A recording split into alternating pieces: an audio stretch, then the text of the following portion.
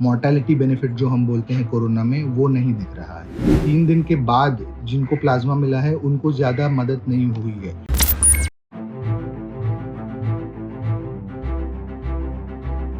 Plasma therapy में जिन लोगों को कोरोना वायरस इन्फेक्शन हो चुका है और वो ठीक हो चुके हैं उससे, और उनके खून में कोरोना वायरस के खिलाफ एंटीबॉडीज़ डेवलप हो चुकी है ज़्यादा प्रमाण में, उन लोगों का खून लेके उसमें से जो प्लाज़्मा है वो निकाल के हम उन पेशेंट्स को दे सकते हैं जो अभी कोरोना वायरस से संक्रमित हैं, और ताकि वो एंटीबॉडीज़ उस वायरस से लड़ने में पेशेंट की मदद करें, जब तक कि पेशेंट के खुद के एंटीबॉडीज़ ना तैयार हो जाएँ।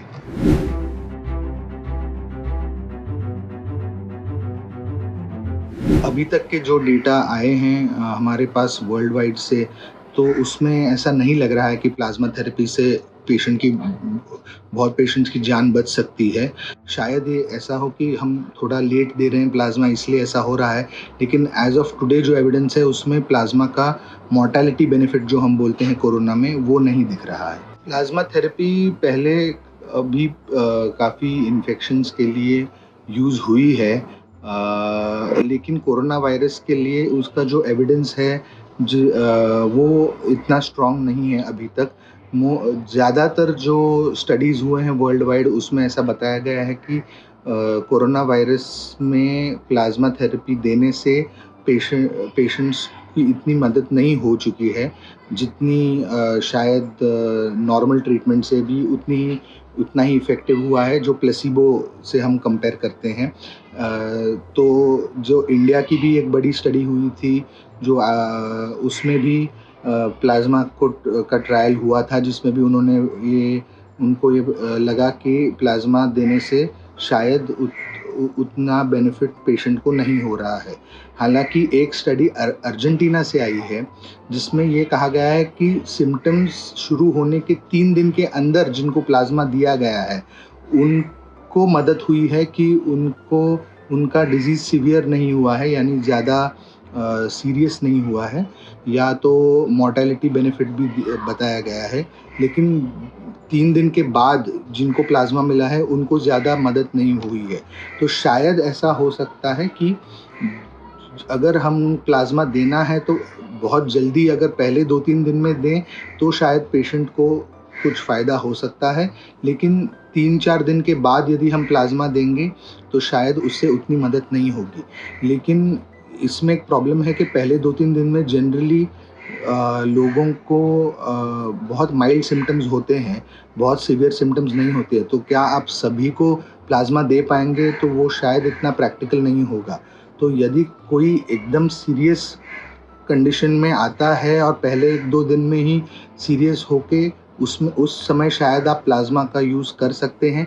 लेकिन रूटीन तौर पे प्लाज़्मा यूज़ करना, या तो जो ऑलरेडी हॉस्पिटल में 5-6 दिन से हैं या 5-6 दिन से बीमार हुए हैं, उनको प्लाज़्मा देना शायद उचित नहीं होगा। कोई भी थेरेपी हम 100% इफ़ेक्टिव तो ऐसा नहीं मान सकते हैं।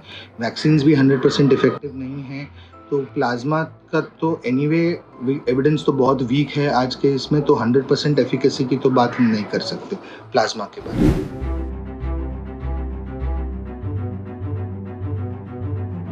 जो स्टडीज़ हुए हैं, उनमें ये पता चला है कि शायद प्लाज़्मा से उतनी मदद नहीं मिल रही है, और अगर हम पहले 2-3 दिन में दें तो शायद मदद हो, लेकिन 3-4 दिन के बाद फिर प्लाज़्मा देने में शायद उतनी पेशेंट को मदद नहीं हो।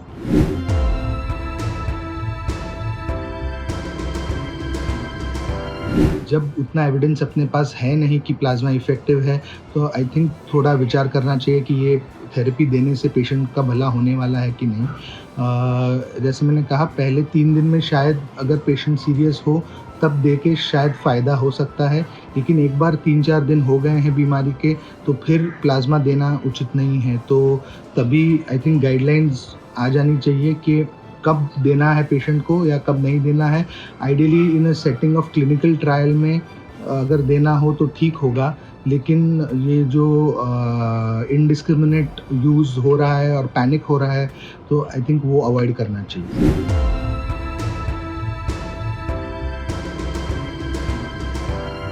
जो कोमॉर्बिडिटी के दवाइयाँ हैं, डायबिटीज़ की हों, ब्लड प्रेशर की हो, हार्ट की हो, वो नियमित शुरू रखें कोरोना समाप्त होने के पश्चात भी, और अपने डॉक्टर्स के रेगुलर संपर्क में रहें, ताकि क्योंकि वो उनकी जो कोमॉर्बिडिटी है वो कोरोना के साथ नहीं निकल जाने वाली है, तो उनका रेगुलर ट्रीटमेंट शुरू रखना है।